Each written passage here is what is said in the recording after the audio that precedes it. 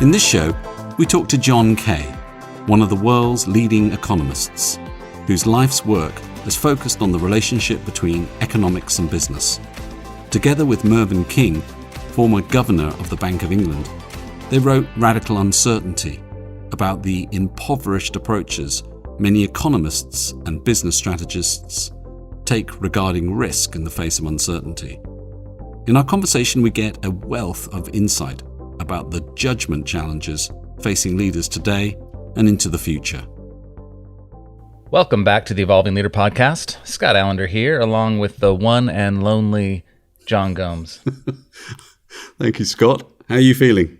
I'm feeling sore. I've jumped back into exercise for the first time since, high interval, high intensity exercise in the first time in 14 months. So I'm feeling quite sore, but I'm also feeling quite eager and interested to talk to our world-renowned guest today. So how are you feeling, John? I'm feeling very excited. Our guest has been a little bit of a hero of mine for a very long time. And I've also got to thank him for some significant improvement in one of my investments in Nutmeg. So I'm very grateful to him from that point of view as well. Nice.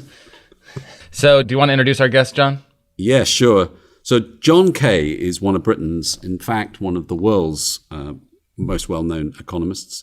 In the 1980s, he led the influential Institute for Fiscal Studies. He became the first dean of Oxford Saïd Business School. He's had numerous academic posts. He's written for 2 decades for the Financial Times, loads of best-selling books, including The Truth About the Markets, and his latest, which is Radical Uncertainty, written jointly with Mervyn King, which is about decision-making in an unknowable future. John, welcome to The Evolving Leader. Pleasure to be with you, Gene. John, it's an honor to have you on the show today.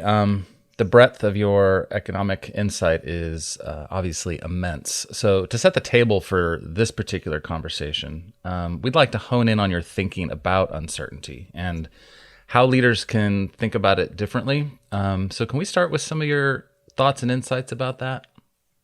Yeah. If we go back 100 years, there was a distinction made between risk and uncertainty. Risk as being something you could describe probabilistically, and uncertainty you couldn't. We think it's time to revive that distinction, which was elided over the 100 years that followed. And actually, uncertainty is imperfect knowledge, where you don't know what's going to happen.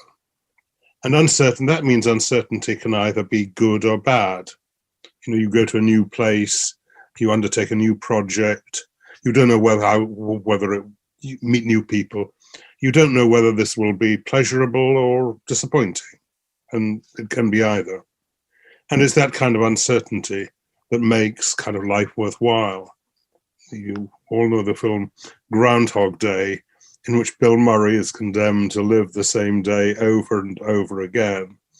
And it's so boring that he tries to commit suicide, but he can't do that either because it isn't in the script.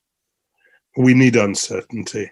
And the insight which Frank Knight, a Chicago economist, had a century ago was to say that it was essentially that uncertainty that was a source of profit and the dynamic of a market economy.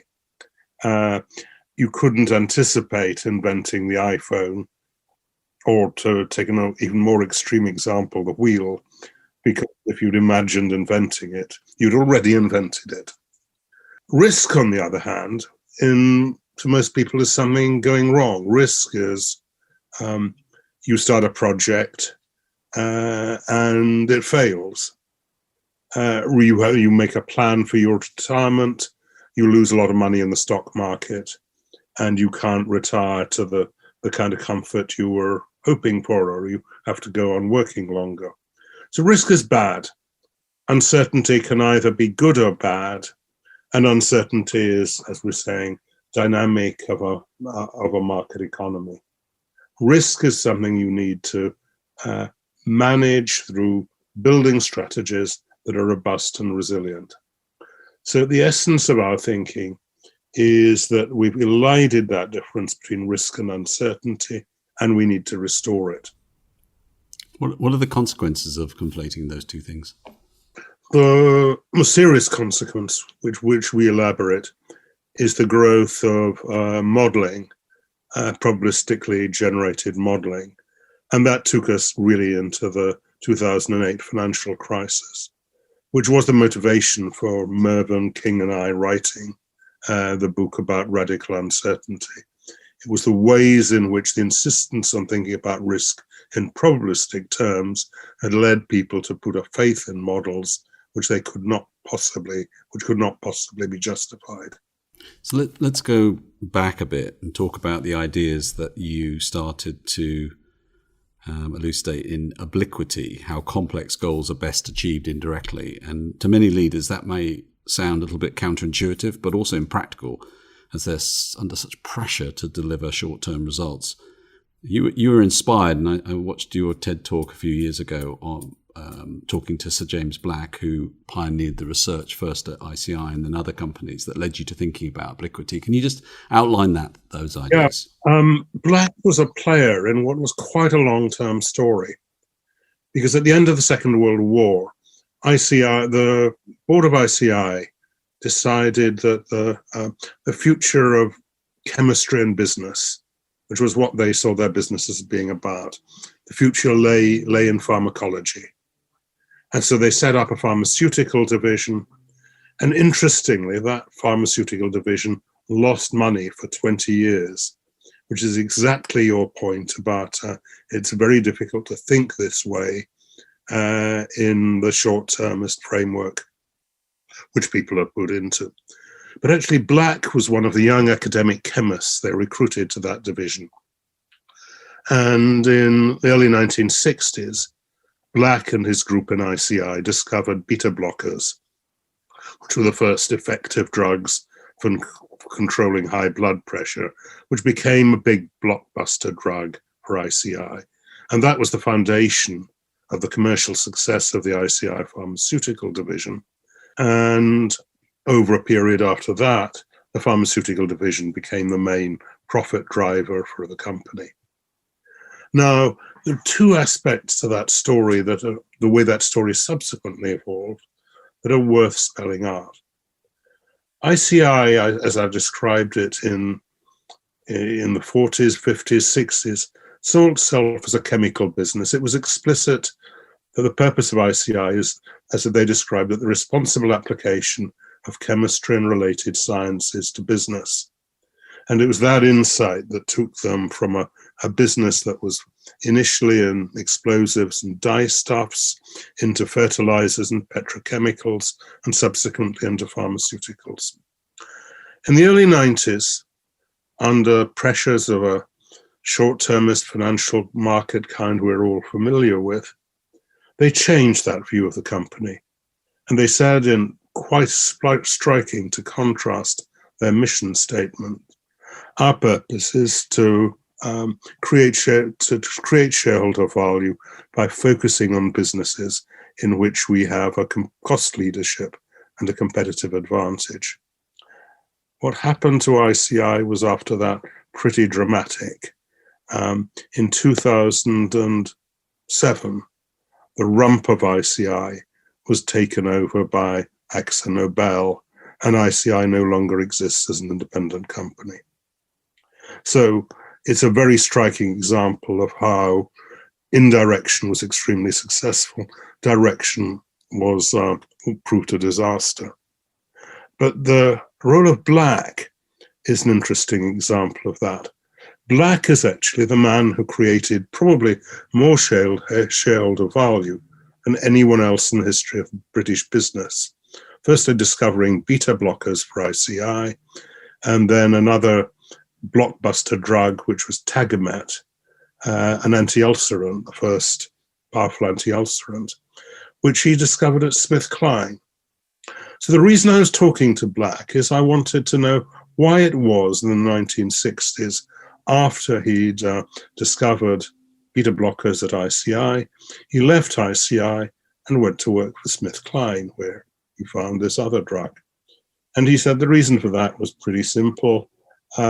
ICI management wanted me to go on road shows promoting beta blockers, whereas what I wanted to do was to be back in the lab discovering new drugs. And he shook his head and said, I used to tell my colleagues that if they wanted to make a lot of money, there were better ways of doing it than pharmaceutical research. How wrong could I have been? He said. I think of it as the principle of obliquity. Complex goals are best achieved when they're not pursued directly. And that phrase, I think of it as the principle of obliquity, stuck with me and gave me the title for that particular book. But it was an aspect of what had been a general discovery for me when I got to know more about business and people in business, that actually the most successful businesses were not actually the most profit-oriented businesses. Great businesses were people who were built by people who wanted to build great businesses, and the profits came along the way.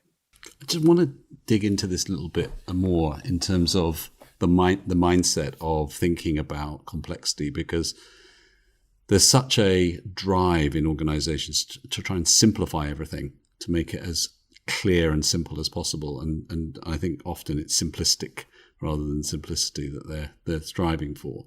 But it sounds to me like, one of the underlying principles of obliquity, of trying to find answers in this rather kind of indirect way, is by embracing complexity, meeting complexity with complexity, which is very countercultural. What, from a practical point of view, how do you get teams or people in your scope of field to think like that? How do you get them to embrace complexity? Learning to live with it. And one of the things that frustrates me is I talk to people who say, how can we possibly achieve multiple goals in business? We have to focus on some straightforward metrics, shareholder value, one or two KPIs, or whatever. And I say, is that what you do in your personal life? People who came into clean our house an hour ago, they have to do a range of things. If they ask me, so what matters? Getting a clean house, or getting it tidy, or saving you work, or whatever. My reaction to that, and this is talking to the cleaners, is going to be say, you know the kind of things we want. We want the same things you want in your own house. Get on and do the job. And of course they do.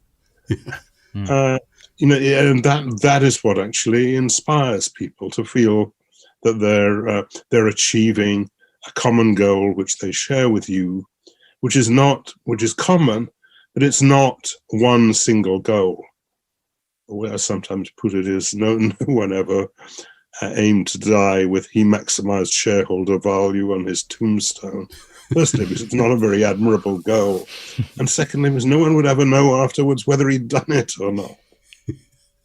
So I want to stay with this just a little bit longer. I find this incredibly fascinating. So the best way to achieve complex goals is indirectly. I get a lot of questions about how best to shape goals for, people who have teams, or, even at a higher level in business, sort of trying to set broader strategy and knowing how to break that into its component parts in order to achieve the goal. So can we stay with that just a little bit longer? If the route is indirect, how would you advise the process of identifying what the big complex goals should be? What would somebody have to engage in? What kind of mindset? What kind of approach? Right. Yeah. Your business has to be modular in this sense, in that you're breaking down the tasks for ones that individual people and groups are going to be are going to be engaged in. But you're defeating the object if you specify in too much detail the metrics by which they're going to be judged. They have to be accountable for their performance.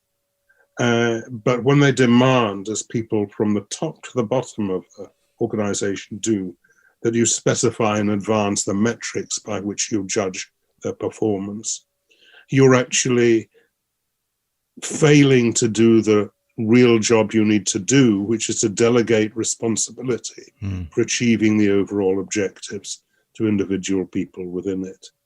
So, I mean, my favorite example is something like the proliferation of targets in education, for example.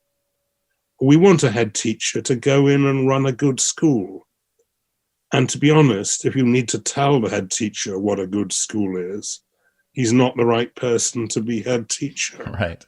And that's true right across the board. The next stage is you have the maths teacher and you tell him, get your class interested in math, which is a pretty difficult job, but when successful teachers have achieved it. So many of the guests we have on the show describe some commercial or performance crisis being really about a lack of situational awareness. They couldn't literally see what was going on around them at all. They were so narrowly focused. And I love the fact that you quote Richard Rummel's seemingly banal question, what's going on here? And I should add that Good Strategy, Bad Strategy is one of my favorite books. But what have you learned about that for being in those situations so many times? Yeah, I'm glad you like Rummel's book because I think it's certainly the best business book written in the last decade or so. And that banal question, what is going on here? It's back to what we were saying when we talked about the Linda problem in a way. It's you're given disparate facts and you're trying to frame them into some coherent narrative. We talk about inductive, deductive, abductive reasoning. Abductive reasoning is really this, what is going on here, and trying to describe a unique situation. It's a skill of the good historian or the good lawyer, actually, who's given a batch of disparate and unique facts and has to find a coherent explanation for what is happening there. And that's a kind of iterative process in which you formulate hypotheses and then test them against additional information about the situation. And that's the essence of handling rapidly evolving complexity. Yes, because most organizations are inundated with these pre-populated templates where they're doing the opposite of that, which is trying to use the template to make sense of a fact. So they're already decided, in fact, what it looks like. They're just looking for supporting evidence to populate it. Yeah, I remember going to one strategy meeting where they just did a presentation where people were in the way of a certain kind of consultant. They had a 2x2 matrix of the kind of company you could be. And after listening to some argument about which of these four options this company was, one said, well, perhaps you aren't any of these. Perhaps it's a helpful way of describing your business. It was exactly the pre-populated template that you're describing. So the Financial Times gave you a very, very good review of Radical Uncertainty, as did all of the reviews, actually, that I read at the time when it was published. They kind of nudged you a little bit in the ribs with saying it was a rant, albeit a very eloquent one. Why do you think that was? I don't have a problem with being actually, I often think I'm too judicious, too balanced in what I have to say. But you must have, over the course of your career, been quite frustrated with some of the things that you've seen, because you've laid out a lot of these ideas clearly as I wouldn't say a playbook, but as a series of principles about how to avoid some of these crises. And it doesn't seem like we're capable of learning. And the technocrats keep trying to come up with the perfect answer to something that isn't solvable in the way that it should be. Do you see hope that we might actually break out of this cycle of trying to, fantasize about a perfect machine to solve the markets? It's very difficult because you could see the attractions to people of searching. for the Yeah. perfect machine. Perhaps it's a bias we have to look in that kind of direction. So certainly, to persuade people that we know less about the world than they would like ought not to be very difficult, but it is. It's partly, I guess, you rise to senior positions by claiming to have this kind of knowledge. Did you know you can find us on Twitter at evolving_leader? We're also on Instagram and LinkedIn. If you're on any of these social media platforms, we invite you to follow along and comment on your favorite episodes. Now, let's get back to the conversation. So if you've sat on lots of boards of organizations, and let's imagine that a new CEO is taking on the challenge of rejuvenating a large organization that's lost its way. It's become defensive, perhaps inward, short-termist. And you're sitting there, you're having lunch with the CEO one-to-one. What would your top principles and advice be to avoid the false certitude and think their way through the uncertainty that lays ahead? Yeah, one of the things I learned when I started getting involved with business, and this would be true both for me on that occasion and for the CEO, is that you learn about the business by talking to people a couple of layers down, that they're the ones who are best able to give you insight into the what is going on here question.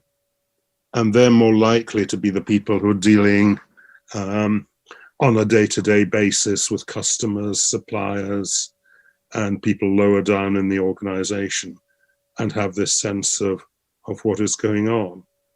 It's not coming to the world with pre-populated templates. It's listening to people and following these kind of abductive strategies. So when it comes to decision making under uncertainty, you have these three ideas that you've shared that I wanted to hear you talk about, which is non-stationary, evolutionary rationality, and narrative reasoning. Can you walk us through those? Right. Non-stationarity is saying the world about us is constantly changing. We take the example of an amazing computational achievement, which was NASA sending a messenger, an orbiting satellite to Mercury to make observations of what happened on that planet. And what they did was they devised a very complicated trajectory, because putting it in orbit around Mercury is a difficult thing to do. And it took 7 years from launch for them to achieve the position they wanted with that satellite in orbit. And if you look at the trajectory, it has loads of loops and things around it. Now, they were able to do that.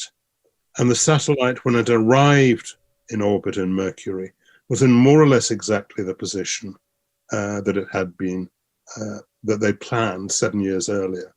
But think of the things that made that possible. Firstly, we know what the equations of planetary motion are and rocket motion. And we've known these things for hundreds of years.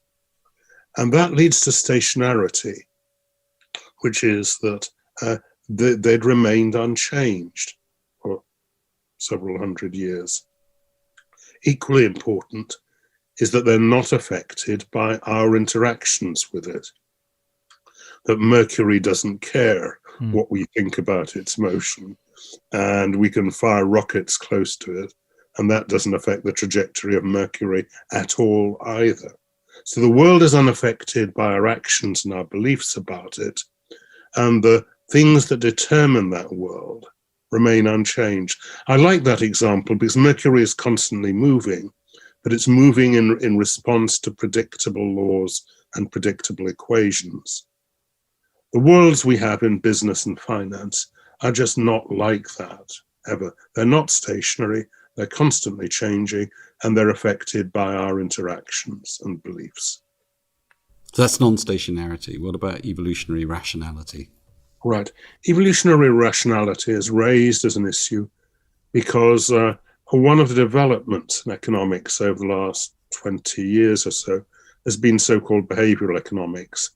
And that's had quite a lot of influence on people in business and finance. Now, what I like about behavioral economics is it is starting to ask questions about how people actually do behave, rather than imposing models and assumptions about how they behave on them. That's an advance. But then it gets framed in terms of so-called biases. I went to a conference on behavioral economics a few months ago, actually just before the lockdown. I went to a conference and there were people sitting at tables, and there were about 50 tables in the room, each one of which was labeled with a so-called bias: ambiguity aversion, loss aversion, availability heuristic, and so on. And I thought, if we have so many biases, how do we manage to get through life? Why are humans the most successful species on the planet? And many of these things, properly interpreted, should not be regarded as biases. Overconfidence, over-optimism, for example, is in a sense a bias. But actually, we talked earlier about the dynamics of a market economy. If people weren't optimistic, they wouldn't get things done. If people weren't confident, they wouldn't be able to inspire other people to get things done, and so on. Many of these so-called biases are in fact what we describe as the product of evolutionary rationality. They're things that people have found adaptive over the years. An example I use, which is absurd when you come to think of it, is people are asked to read a piece of text that says a bird in the hand. And most people asked to do that read a bird in the hand. And this is so-called bias. People read what they expect to be there rather than what actually is there. But then you stand back and think, what? Who's actually making the mistake in this experiment? The person who writes the nonsense, the experimenter, or the person who makes sense of what looks like an unsensical statement?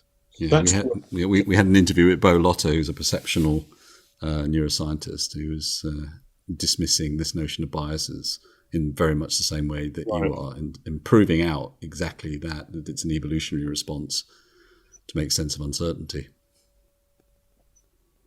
Good. I'm delighted to hear confirmation of that from a different... Confirmation bias, yeah. We're looking for confirmation all the time, I'm afraid. And narrative reasoning, which is where it gets really interesting, because you're evolving from the current behavioral economics. Tell us a little bit about that. Yeah, that's right. And I can take another example from behavioral economics to illustrate that. It's a story that runs something like Linda read sociology at Anglia Polytechnic, was involved in demonstrations against Shell over Bent's Bar and so on. Which of the following do you think is more likely? Shell is Linda's a bank manager. Linda's a bank manager who is active in the Women in Finance feminist network. Linda is a spokesperson for the Animal Liberation Front. And it's a Kahneman-Tversky example, and they found, and I've tried it on various audiences, and you get the same thing, people tend to plump in about equal numbers for each of these. And then the behavioral economists, or the bias people, turn around and say, this is ridiculous. First of all, there are thousands and thousands of bank managers and almost no spokespeople for the Animal Liberation Front. It's much more likely that she's a bank manager. And it can't be more likely that she's a bank manager and an active feminist than that she's a bank manager, because that you have to know about compound probabilities. And then you stand back from that and think, but that the people are not interpreting this question in the way in which you framed it. They're asking themselves the question, am I hearing a coherent story about Linda? And if I introduced you to Linda with the spiel I gave and said, and by the way, Linda's a bank manager, you'd wonder if you'd misheard. You'd start asking questions to see whether she really is a bank manager. Whereas the other two versions are coherent and consistent. People's responses are in this sense sensible. And that's because the way we make sense of the complex worlds we've been talking about is by telling each other stories. Probabilistic reasoning is quite difficult. One of the things we were quite surprised to discover is that people only discovered probabilistic reasoning, mathematical versions of it, in the 17th century. That's quite surprising, because the Greeks and Romans, they gambled, and there were some people in ancient Greece and Rome who were pretty good mathematicians. Why did they never think about it in this kind of way? And they didn't, because people don't naturally think in this kind of way. They think in terms of stories rather than probabilities. I like that. And you as an alternative to these probability models, these consistent narratives in a collaborative process, how would one make that transparent and accountable and consistent? How would one start to do that in an organization? Well, people don't use probabilistic models to make people accountable. They use KPIs and the like to make people accountable. And we've talked earlier a bit about that. What they use probabilistic models for is mainly planning and forecasting and the like. And the way we think about that is that people have to stop believing that they can arrive at quantitative predictions of so many things about the future, and look, as I was describing earlier, for robust and resilient narratives. That takes us back to the kind of work that preceded the financial crisis, where people thought they could control risks in their banks by complex probabilistic modeling of the kind we've described. That led to the famous David Viniar, CFO Goldman Sachs episode, in which, as the crisis broke, he said, we've experienced 25 standard deviation events several days in a row. Well, if you know anything about statistics, you know you don't experience 25 standard deviation events at all, far less several days in a row. What he meant, or should have meant, was that we were dealing with things that were outside the scope of the Goldman Sachs models. And that was a large part of the problem of the 2008 financial crisis, was people believing that they could rely on these models to control their risks, rather than looking for strategies that were robust and resilient to events which they couldn't expect to anticipate. That's how we should think about planning in kind of ways for an uncertain world. What are you most interested in now as you look forward into the future of your work? What are the things that are most exciting you about making progress in your field? What I'm most thinking about now is the idea that we need to rethink the way we frame our thinking about business, in terms of defining a business as a collection of capabilities rather than a collection of assets.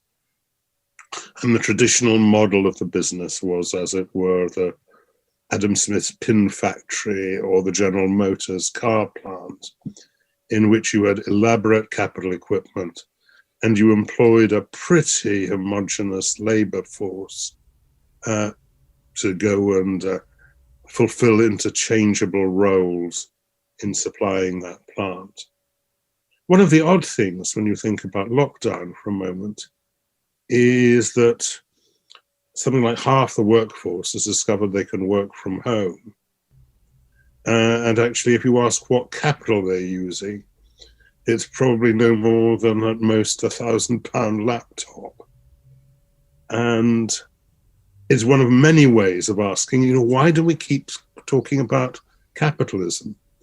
If most of us can work with a computer that costs £1,000, and if we look at companies like Apple and Amazon and discover that they actually don't own anything, the only real things on the Apple or Amazon balance sheets are the cash they've accumulated from operations. Apple owns its Cupertino headquarters. Amazon doesn't own most of the warehouses it operates, the vans that deliver your produce, or etc. We should stop talking about capitalism, actually. Understand that modern business and organizations are defined by their capabilities.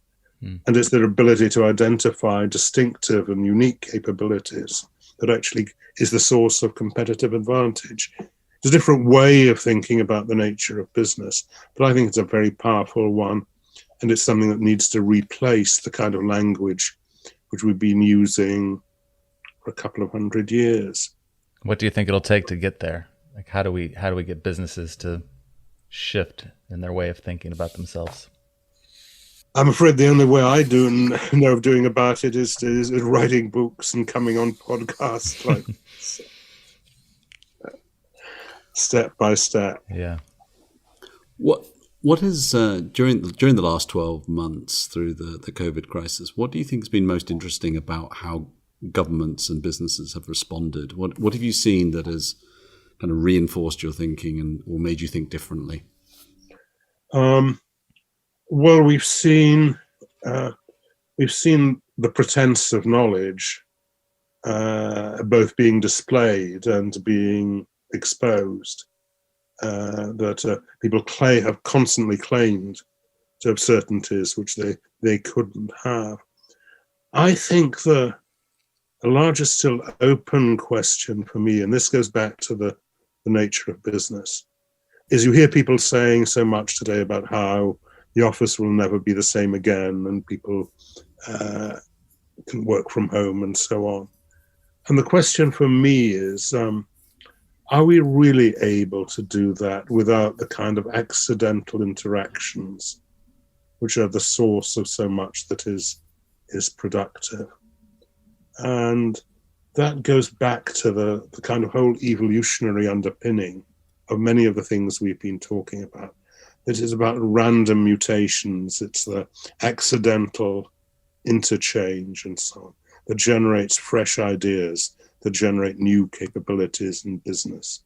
So on the one hand, what we've experienced in the last year has shown us how far we've moved from the world of heavy capital equipment, big plants, and so on, to a world in which the achievements of business are defined by the capabilities of groups of people in it.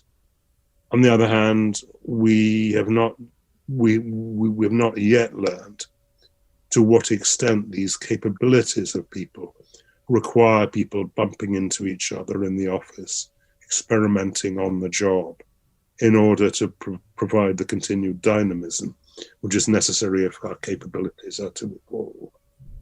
A recurring theme for us on this show has been how leaders can do this perennial challenge or task of trying to balance short-term and long-term objectives, because they seem to require such a fundamental shift in the way we think and our mindset, and the pressures that technology and so on create to exacerbate short-term focus. What have you learnt and advice have you got for helping leaders to think about how they can build organizations that are capable of doing both, of short and long-term performance?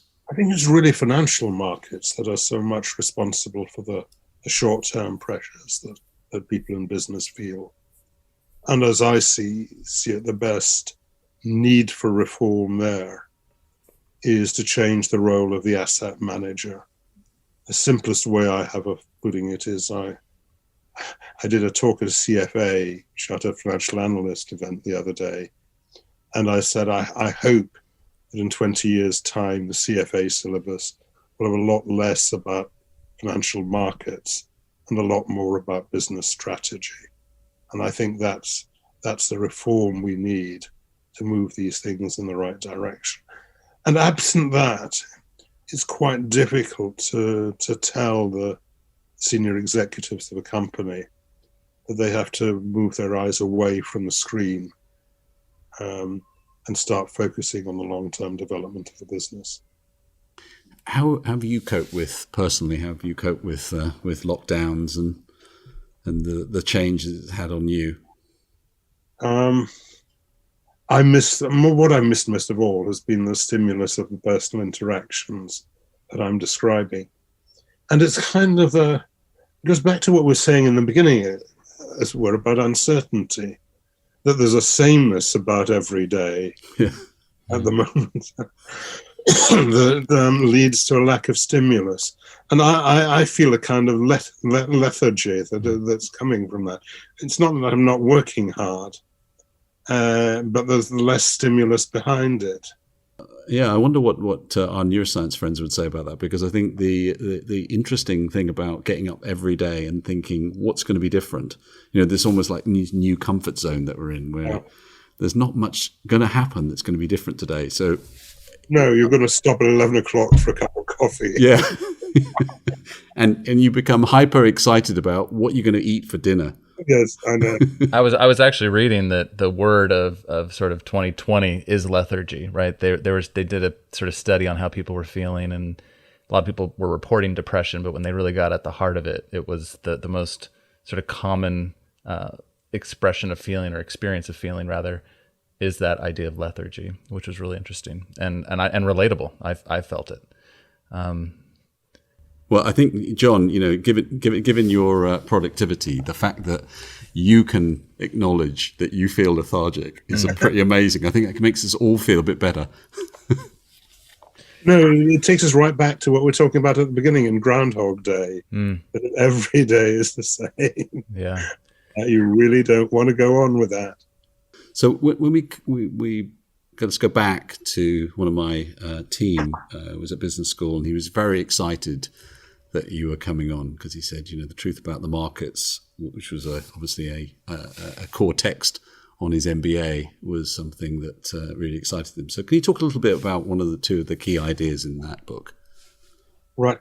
I think the key idea is that of disciplined pluralism. Why do markets work as well as they do?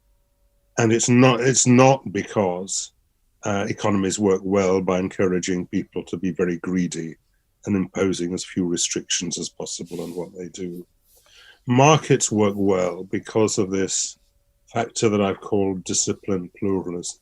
And that means two things. One is, there's the pluralist bit, that people are free to experiment. You can try out new things. But the discipline means that if these things don't work, people stop doing them. And if they do work, other people are able to imitate them. And it's these things that have been why the only economically successful societies basically have been market economies. What tends to happen, and this is equally true in the government bureaucracy or the large corporation, is that you start to move away from both pluralism and discipline. You will move away from pluralism because you don't have that freedom to try new things. And you lose the discipline as well, because you don't get the honest feedback which the market gives you. Typically in the large organization, people know they will advance their careers by telling the people above them what they want to hear, rather than what may be the case. The phrase I always like in that is after Khrushchev introduced a series of agrarian reforms, which involved greatly expanding the production of maize, which didn't work particularly well. But he was told, under socialism, maize can be grown anywhere. And unfortunately, it couldn't. But if you were going to get your head cut off, if you acknowledge that was the line you took. So you cut the honest feedback loops out of the system. Yeah. Well, thank you, John, for coming on. That was a real treat. Really appreciate your time. Pleasure. That's made our Friday. Thank you so much. Yeah. Very generous for you to give your time for us. And until next time, remember, the world is evolving, so let's learn to live with complexity.